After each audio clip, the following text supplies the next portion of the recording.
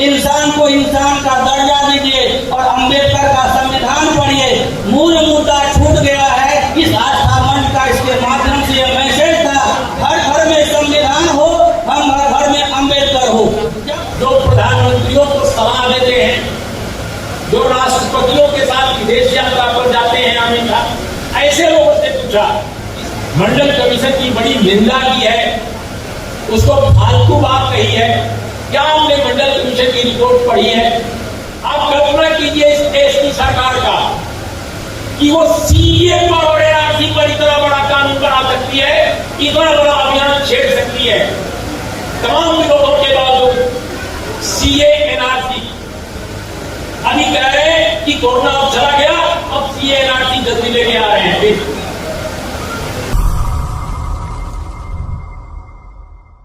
इंसान को इंसान का दर्जा दीजिए और अंबेडकर का संविधान पढ़िए।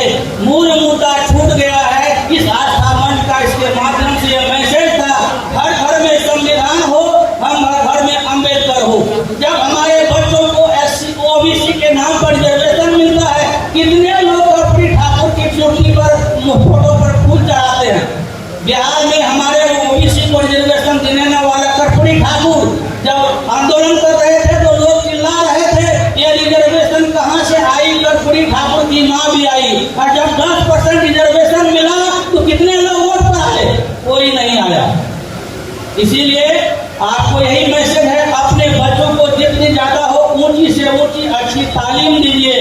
अब मैं आमंत्रित करता हूं जिसको सुनने के लिए आप इतनी देर से यहाँ सभा मंच पर मौजूद हैं।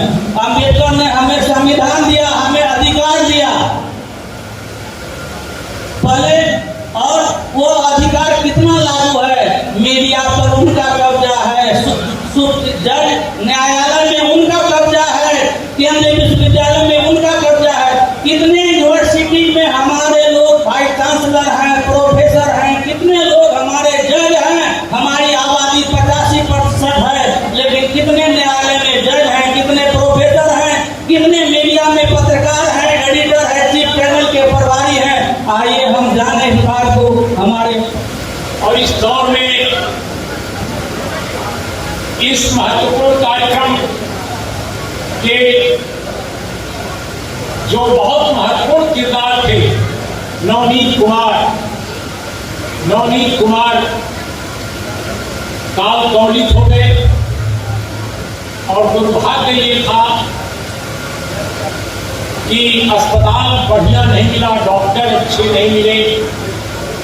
मैंने जानकारी इकट्ठा करने की कोशिश की कि कैसे उनका निधन हुआ। एक ऐसा नौजवान जो सामाजिक न्याय की लड़ाई को बौद्धिक स्तर पर, सांस्कृतिक स्तर पर आगे बढ़ा रहा था इस एरिया में, इस क्षेत्र में, और वो इस महामारी के दौरान चला गया, बहुत सारे असंख्य लोगों की तरह। लाखों लोग बताया जाता है कि गए। तो इसलिए जब गिरजावालों ने मुझसे संपर्क किया कि आना है, तो मैं कटिहार आने का मैंने फैसला कर लिया। इसके बावजूद कि कई कार्यक्रम थे जो दूसरे शहरों में थे, फिर भी मैंने कटिहार में आने का फैसला किया। एक तो इस कार्यक्रम विधिमंडल साहब की स्मृति में आयोजित इस कार्यक्रम, और साथ में नवनीत कुमार से एक जो रिश्ता बन गया था आप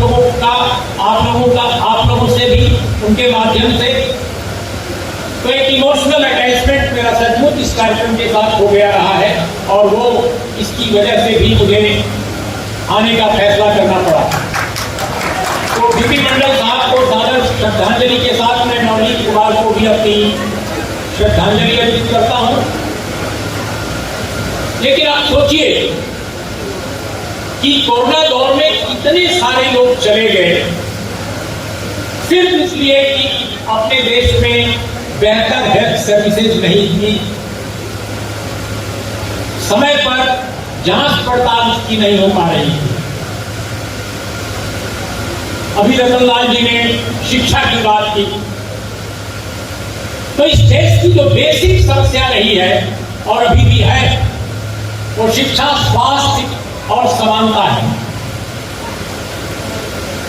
हमारे संविधान में भी जो उद्देशिका में जो सबसे पहले बात रखी गई है वो यही रखी गई है कि समानता हो, स्वतंत्रता हो, भ्रातृत्व हो।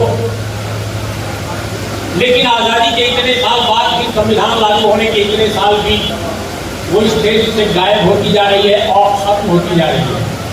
और प्रचारित ये हो रहा है कि हम हिंदू राष्ट्र बना रहे हैं। हमारे साथियों ने जो कुछ बोला है मैं आज इसको रिपीट नहीं करने जा रहा हूं। मैं बिल्कुल अलग एक विषय आज उठाना चाहता हूं दोस्तों, क्योंकि जो हमारे साथियों ने बोला वो बहुत कीमती है, बहुत महत्वपूर्ण है, बहुत मूल्यवान है और आप लोगों ने बहुत ध्यान से उसको सुना है। मुझे विश्वास है कि आप जरूर उसका पालन करेंगे। आज जब रतन लाल जी बोल रहे थे अंग्रेजी में शिक्षा की बात, तो मुझे याद आया कि कुछ साल पहले मैं इसी हाथ में बोल के गया था कि आप लोग अपने आमदनी के पैसे का एक हिस्सा अपने बच्चों की अंग्रेजी में शिक्षा पर खर्च कीजिए, अंग्रेजी में बच्चों को पढ़ाइए। और दूसरी बात मैंने कही थी कि पूरे सीमांचल में गांव-गांव, कस्बे-कस्बे स्टडी सर्किल नुमा ऑर्गेनाइजेशन बिल्ड कीजिए। ये भी मैंने कहा था, गिरजा बाबू को याद होगा। मुझे पता नहीं कि स्टडी सर्किल या इस तरह का ग्रुप बनाकर कोशिश की गई कि नहीं कस्बों में, गांव में अंग्रेजी स्कूलों को कितना खोला गया, शिक्षा के विस्तार में लोगों ने कितना कंट्रीब्यूट किया और आप सबको अपने बच्चों के लिए क्या बेहतर अंग्रेजी स्कूल मिले या नहीं मिले मैं नहीं जानता, लेकिन ये बहुत महत्वपूर्ण बात है जो हमारे कुछ मित्रों ने आज कही है।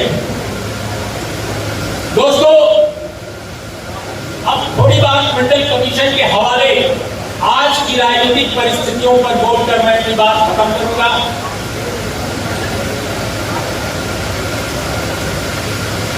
जब मैं इधर से देख रहा था तो मुझे बाबा साहब की तस्वीर नहीं दिखाई पड़ी। मुझे बड़ा आश्चर्य हुआ कि सब देख रहा हूं बाबा साहब किधर है, तो पता चला कि एक बड़ी तस्वीर लगी हुई है। हमें गिरजा बाबू ने बताया। मैंने पूछा कि आप लोगों ने बाबा साहब की तस्वीर कहाँ लगे, तो उन्होंने कहा बहुत बड़ी तस्वीर है। मैंने कहा अच्छा, इधर जगदेव बाबू की है। तो बड़ा खुश हुआ क्योंकि मंडल कमीशन भी है बाबा साहब के कारण ही। या आप लोगों में से शायद बहुत कम लोगों को अंदाज होगा, भारतीय संविधान की आर्टिकल 340, अगर भारतीय संविधान की आर्टिकल 340 न होती तो इस देश में पिछड़ों के आरक्षण का कोई मतलब ही नहीं होता। जो सत्ता 47 के बाद अपने देश में स्थापित हुई, उसके जितने बड़े नेता थे वो ओबीसी नाम के किसी भी ग्रुप को रिकॉग्नाइज नहीं करते थे। पिछड़ा वर्ग जिसे कहते हैं उसको रिकॉग्नाइज ही नहीं करते थे। एससी एसटी का रिजर्वेशन हो चुका था क्योंकि उसकी एक निरंतरता उसमें थी, एक कंटिन्यूटी में बातें चली आ रही थी पूरा पैक्ट से, आजादी की लड़ाई के समय से ही। इस देश में आरक्षण बहुत पहले से था, साहू जी महाराज के समय से था। इसके बावजूद जब सत्ता स्थापित हुई कांग्रेस पार्टी की, जो आज बड़ी मासूम बनी हुई है इसलिए कि उसके पास सत्ता छिप गई है, वो कह रही है कि हम देश को फिर से ठीक बनाना चाहते हैं। बड़ी अच्छी बात है कि आपको सद्बुद्धि आई, लेकिन जब 47 में आपके पास सत्ता आई तो आपने उस पूरी ट्रेडिशन को भुला दिया और आर्टिकल 340 को भी बाद में संविधान लागू होने के बाद भुला दिया गया था। बाबा साहब ने बार बार उसको चिन्हित किया, उसको आइडेंटिफाई किया और बाबा साहब ने जब नेहरू कैबिनेट से इस्तीफा दिया, नेहरू कैबिनेट से जब इस्तीफा दिया तो बहुत सारे लोगों को ये केवल मालूम रहता है कि उन्होंने हिंदू कोड बिल के कारण केवल इस्तीफा दिया।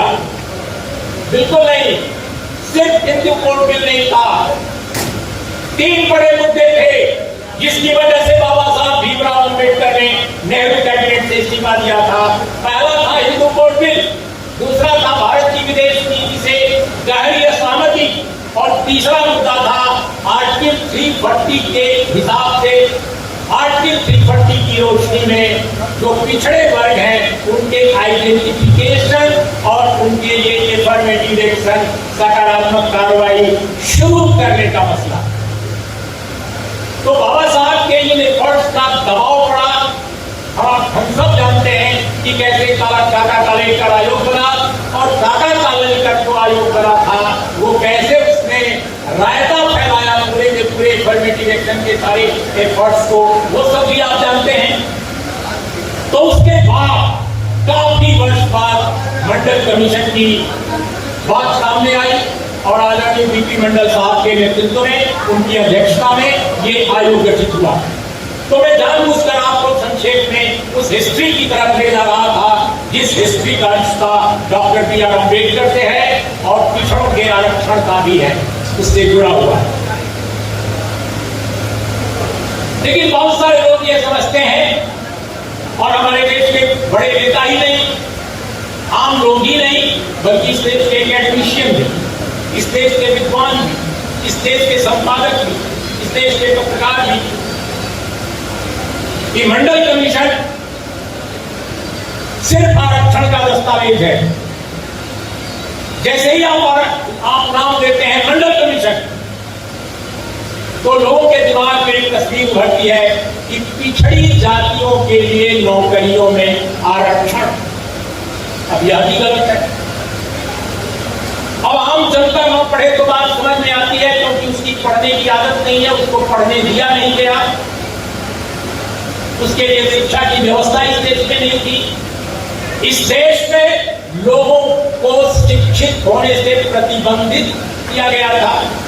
शिक्षा का अधिकार कुछ ही लोगों को था, इसलिए पढ़ने की आदत नहीं है आम जनता को।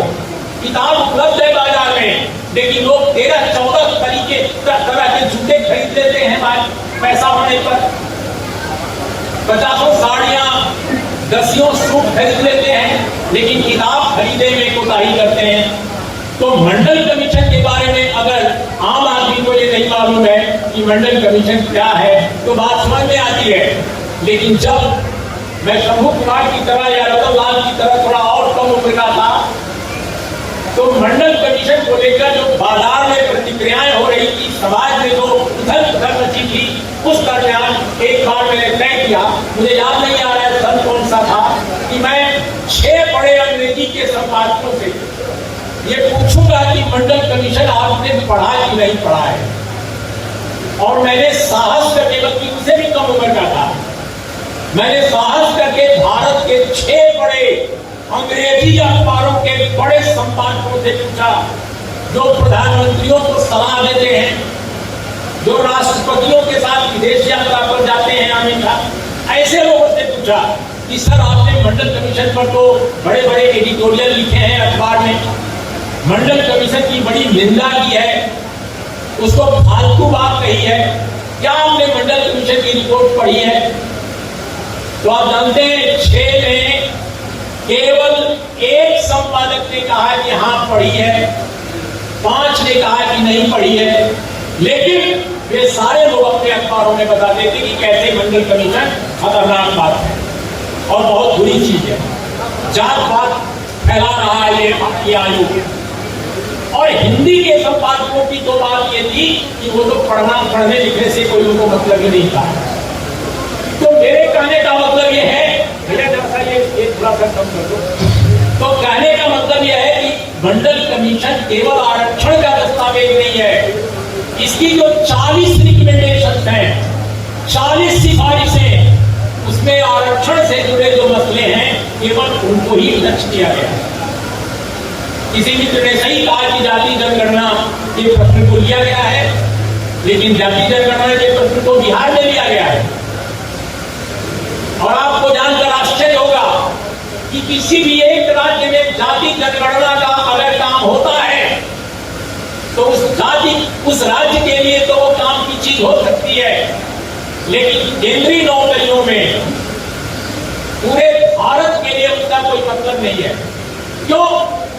क्योंकि भारत के संविधान के अनुसार जो जाति जनगणना है या कोई भी जनगणना, वो केवल भारत के जनगणना आयुक्त के कार्यालय से जो की जाएगी उसे ही वैध माना जाएगा, उसे ही कॉन्स्टिट्यूशनल माना जाएगा।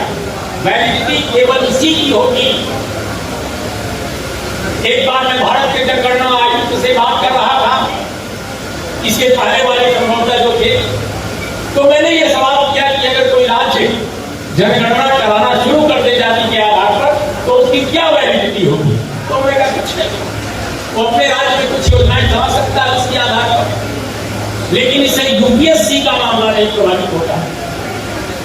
इससे जो बड़ी नौकरियां हैं, जो बड़े नीतिगत फैसले केंद्र के हैं, पार्लियामेंट में बनने वाले कानून जो हैं, उन पर कोई असर नहीं पड़ेगा।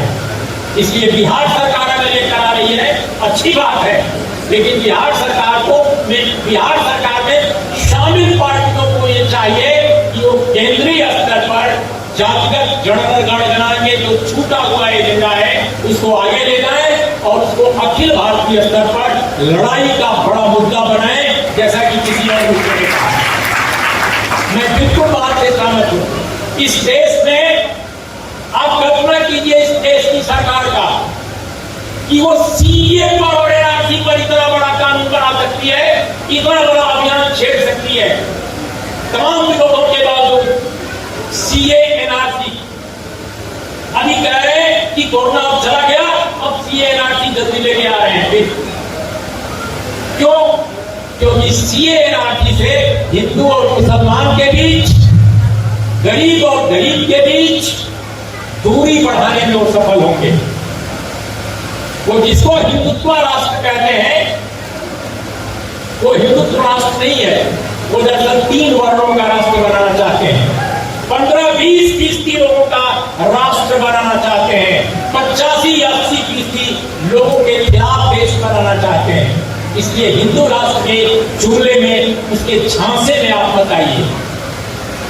बार बार इस बात को मैं कहता हूं जहां भी जाता हूं कि अगर आप दलित, आदिवासी, ओबीसी, माइनॉरिटी कम्युनिटी के लोग अगर एक मोर्चे बंदी आप नहीं करते कि ये हिंदू राष्ट्र नहीं है, ये ब्राह्मण, क्षत्रिय, वैश्य यानी ब्राह्मण बनिया गठबंधन का राष्ट्र है, अगर आप इसको नहीं प्रचारित करते तो जुमला जो हिंदू राष्ट्र का है वो आपको खा जाएगा, 80% आबादियों के भविष्य को तहस नहस कर देगा। तो ये बात भी समझने की है। तो दोस्तों, जो मंडल कमीशन की बात है कि ये 40 जो सिफारिशें थी, इसमें स्वयं जो सामाजिक न्याय की पार्टियां अपने को कहती हैं, मैं उनकी निंदा नहीं कर रहा हूं, आज मैं आलोचना कर रहा हूं केवल। हालांकि वो निंदा के पात्र लोग हैं जो अपने को सामाजिक न्याय की पार्टियां कहते हैं, लेकिन मैं सिर्फ आलोचना कर रहा हूं और आगाह भी कर रहा हूं कि आपने अतीत में गलतियां इतनी की हैं कि आपकी गलतियों के कारण कांग्रेसियों की और सामाजिक न्याय की अपने को कहने वाली क्षेत्रीय पार्टियों की गलतियों के कारण ही भारत में भारतीय जनता पार्टी में नाम लेकर कहता हूं, मैं नाम लेकर कहता हूं कि भारतीय जनता पार्टी जैसी पार्टी का राज कायम हुआ है, जो इस देश को जितना अभी नर्क है उससे भी बड़ा नर्क बनाने पर आमादा है। एक विशाल नर्क बनाने पर जो पार्टी आमादा है और जो हिंदुत्व राष्ट्र करती है, जैसा मैंने पहले कहा, वो सिर्फ 3 वर्णों का राष्ट्र बनाना चाहती है और उसमें भी अमीरों का केवल अमीरों का। तो ये जो सत्ता में आए लोग हैं वो कांग्रेसियों की बेहूदगियों और दलित और पिछड़ों की सामाजिक न्यायवादी जो पार्टियां हैं उनकी कमजोरियों के कारण, उनकी मूर्खताओं के कारण, उनके पास दृष्टिहीनता जो है, जिसकी तरफ रतनलाल जी ने इशारा किया, ये सारी चीजें करते हैं लेकिन इनके पास कोई दर्शन नहीं है, कोई विचार नहीं है, वरना ये फेलोशिप देते इनके इलाके के लड़के, इनके समुदायों के लड़के देश विदेश जाकर पढ़ाई करते, शिक्षा पर ये जोर देते, लेकिन ये शिक्षा पर जोर नहीं दे रहे हैं, ये दूसरी सारी चीजों पर जोर दे रहे हैं। तो मेरा ये कहना है कि मंडल कमीशन की जो 40 सिफारिशें हैं उसमें जो और सिफारिशें हैं वो क्या हैं? दोस्तों, मंडल कमीशन ने इस देश में भूमि सुधार की बात की थी, भूमि सुधार की बात की थी, और अगर 32वां नंबर की सिफारिश आप देखिए, ढांचागत बदलाव यहां शुरू होता है। मंडल कमीशन में ढांचागत बदलाव नाम से एक सब चैप्टर है, एक उप शीर्षक से सारी की सारी सिफारिशें शुरू होती है।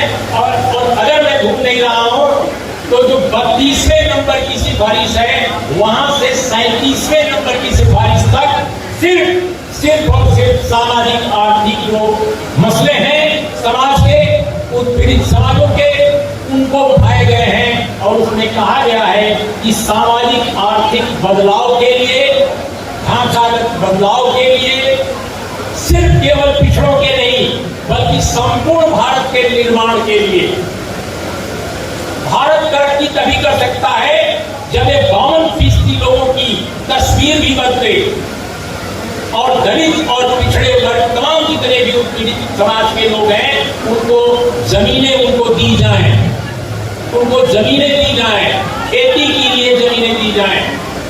इसके अलावा इसमें स्किल डेवलपमेंट की बात है जिसको नरेंद्र मोदी की सरकार हाल के कुछ वर्षों से चिल्ला रही है, skill development, skill development. Skill development दरअसल कुछ भी नहीं है सरकार का, लेकिन जिस स्किल डेवलपमेंट के बारे में मंडल कमीशन की रिपोर्ट कहती है, अगर उसको आप ठीक से पढ़िए तो आपको समझ में आएगा कि कैसे वो अपने देश के लोगों के लिए सचमुच एक बेहतर ढांचागत बदलाव के लिए वो एक मुकम्मल प्रोजेक्ट प्रस्तुत कर रही है, एक प्रकल्प प्रस्तुत कर रही है। लेकिन उस पर आप मुझे बताइए कि बिहार उत्तर प्रदेश में कितने सालों से अपने आप को सामाजिक न्याय का प्रवक्ता कहने वाले, पैरोकार कहने वाले लोगों की सरकारें बनती आ रही हैं, लेकिन क्या उन लोगों ने भी मंडल कमीशन की सिफारिश नंबर 32 से लेकर 37 के बारे में कभी सोचा? क्यों नहीं सोचा? क्योंकि उनको सलाह देने वाले लोग कौन हैं? आईएएस हैं। वो कौन सा लोग हैं? 15% लोगों के लोग हैं। मात्र 15% और 20% जो लोग हैं समाज के, उन्हीं वर्गों के लोग सलाहकार हैं सरकार चलाने वालों के। सरकार चाहे जिस पार्टी की बन जाए, उत्तर प्रदेश में अपने आप को समाजवादी कहने वाले लोगों की सरकार बनती है तो भी वही सलाहकार। बिहार में गेरुआ झंडा वालों के बाद हरे झंडे वालों की सरकार बनती है तो भी उसी तरह के सलाहकार। मामूली बदलाव केवल होता है। तो आपको मंडल कमीशन की रिपोर्ट 32 और 37 के बीच के सारे जो मसले हैं वो भी नहीं दिखाई देते। आरक्षण भी ठीक से लागू नहीं होता है। जो आरक्षण लागू हुआ, और बिल्कुल सही कहा रतन लाल जी ने कि कांशी राम जी ने जितना मेहनत की मंडल कमीशन के रिपोर्ट को लागू कराने में, वो बेहद उल्लेखनीय है जिसकी चर्चा नहीं होती। मैं उन दिनों दिल्ली में था और वोट क्लब पर मैंने कांशी राम की अगुवाई में होने वाले धरने को देखा है। बड़ा धरना था कांशी राम जी का मंडल कमीशन के लिए, और देश के कई शहरों में इस तरह के कार्यक्रम हुए थे। मैं जनता पार्टी के नेताओं के कोशिशों का या जनता दल बाद में जो बना उनकी कोशिशों को नजरअंदाज नहीं कर रहा हूं, लेकिन कांशी राम जी का भी योगदान कम नहीं है। अब यह अलग बात है कि कांशी राम की जो उत्तराधिकारी है उत्तर प्रदेश में, उन्होंने बीएसपी को ही खत्म कर दिया। उन्होंने बीएसपी को ही खत्म कर दिया है। तो जिस कांशी राम जी ने डॉक्टर बी आर अम्बेडकर जैसे महान दार्शनिक, महान विचारक को हिंदी हार्टलैंड में एक तरह से रीइन्वेंट किया,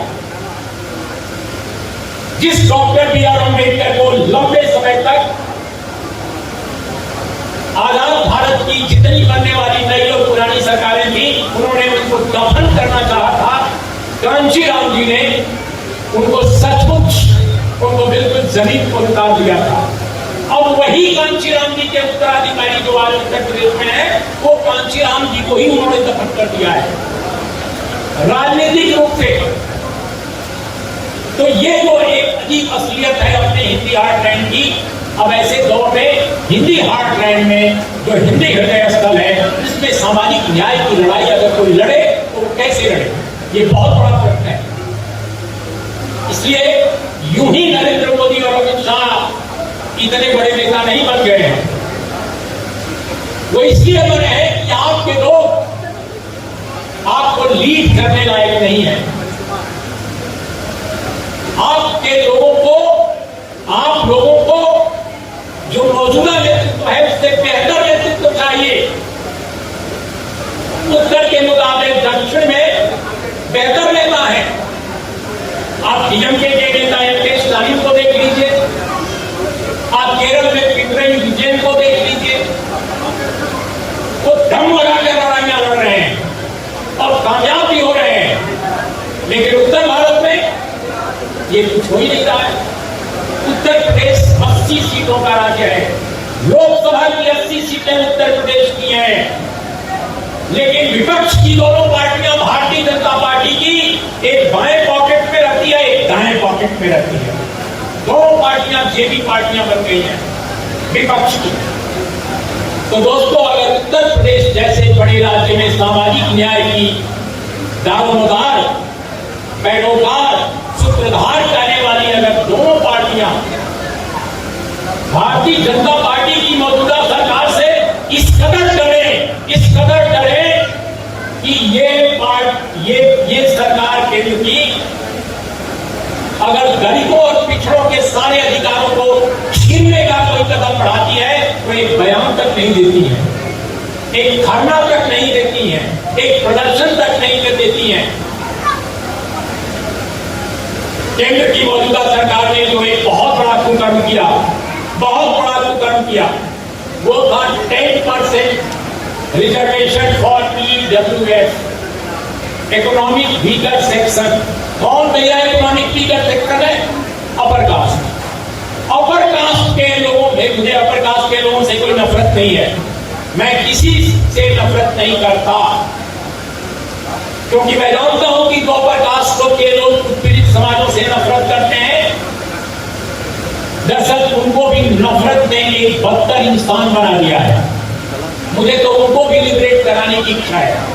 मैं चाहता हूं कि इस देश में इतना बेहतर समाज बने, इतना बेहतर निजाम आए, इतनी बेहतर सरकार आए कि जिन लोगों के अंदर उत्पीड़ित समाजों के प्रति नफरत है उनको भी इंसान बनाया जा सके।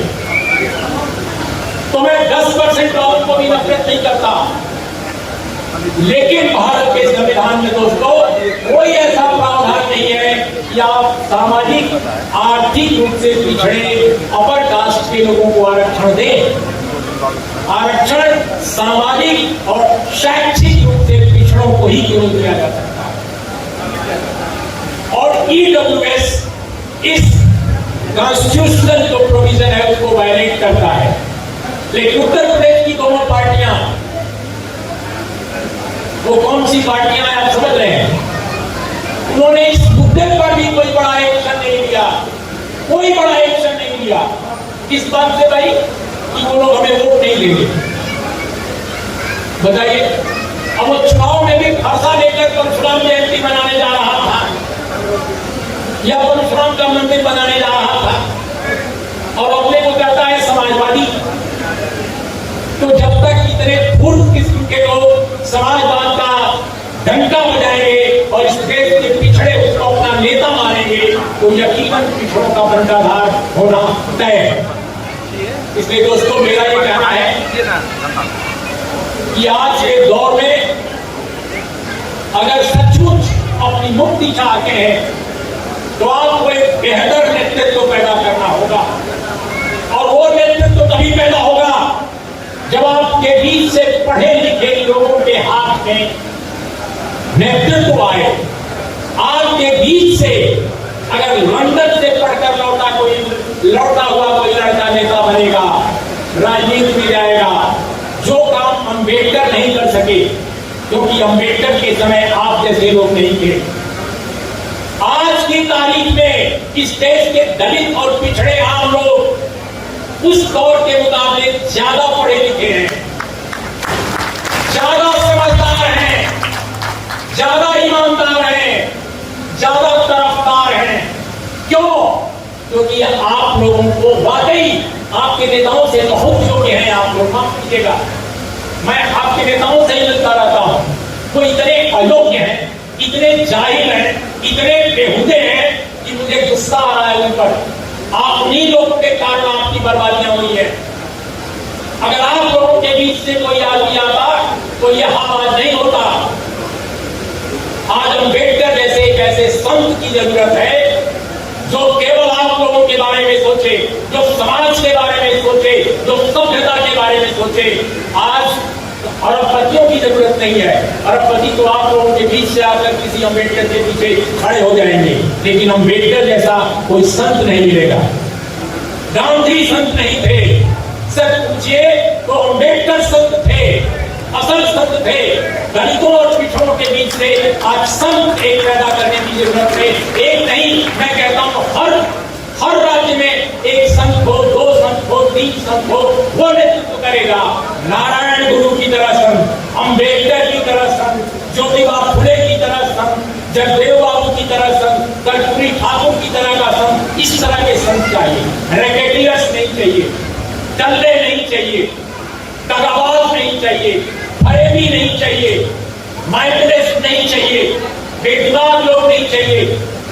और ये तभी संभव होगा जब आपका नेता कैलिफोर्निया से पढ़कर आया हुआ कोई नौजवान बनेगा, जब आपका नेता लंदन यूनिवर्सिटी से, ऑक्सफोर्ड यूनिवर्सिटी से पढ़कर आया हुआ कोई नेता बनेगा और वो अंबानियों और अदानियों के दलालों को पार्लियामेंट से लेकर सड़क तक जवाब देगा।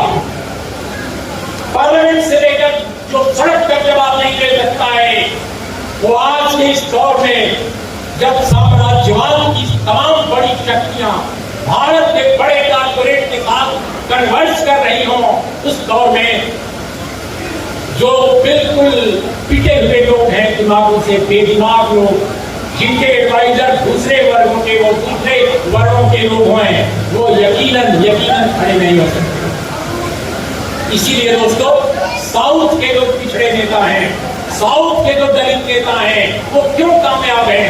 कामयाब इसीलिए हैं कि वो पढ़े लिखे हैं, और पढ़े लिखे ही नहीं हैं, उनके सारे एडवाइजर इंटेलेक्चुअल्स हैं, वैज्ञानिक हैं, टेक्नोक्रेट हैं। तो ये जो आज मैं बात कहना चाहता था, सिर्फ यही कि आप एक दिन में, 2 दिन में ये बदलाव नहीं कर सकते। आपके पास वक्त है। यकीनन जो आज जो सबसे बड़ा जो आपके सामने संकट है, जो हिंदुत्व राष्ट्र बनाने के लिए सक्रिय लोग हैं, आमादा लोग हैं, उनका जवाब देने के लिए तो फिलहाल जो विकल्प आपके पास मौजूद है, इसी से काम आपको चलाना होगा। आप मेरी बात सुन रहे हैं? जो विकल्प मौजूद है, काम तो भी से चलाना पड़ेगा, लेकिन याद रखें कि वो आपके काम के लायक नहीं है। आपको उनसे बेहतर नेतृत्व की तलाश करनी होगी, और बेहतर नेतृत्व के निर्माण के लिए आपको कदम से कदम मिलाकर आगे बढ़ना होगा। और उसके लिए जरूरी है कि अपने बच्चों की शिक्षा पर काम करें, अपने विधायकों पर, अपने सांसदों पर, अपने मंत्रियों पर दबाव डालें कि वो हर प्रखंड में कम से कम दो अच्छे अंग्रेजी स्कूल शुरू करें, 2 अंग्रेजी स्कूल शुरू करें। कर्पूरी ठाकुर ने अंग्रेजी का जब विरोध किया था, वो अलग दौर था, वो दौर खत्म हो चुका है, वो काम लौटेगा नहीं। आज अंग्रेजी की जरूरत है। दलित वर्ग का लड़का, पिछड़े वर्ग का लड़का जब खपाटे के साथ अंग्रेजी बोलेगा, तो कांग्रेस के जयराम रमेश हो, चाहे भारतीय जनता पार्टी के अदानी अंबानी के स्कूल से निकले हुए एडवाइजर्स हों, उनके सामने वो बड़ा मुकाबला कर सकेगा। तो आप अपने बच्चों की शिक्षा के लिए अंग्रेजी स्कूल खुलवाइए, और साथ में हर प्रखंड में 2 सरकारी बेहतर अस्पतालों की व्यवस्था करवाइए। कोई गांव न बचे जहां प्राथमिक स्वास्थ्य केंद्र न हो, कोई ऐसा गांव न बचे। केरल में आप जाकर देखिए, तमिलनाडु में जाकर देखिए, हर गांव के पास सरकारी अस्पताल है, लेकिन आप यहाँ नहीं है। और अगर है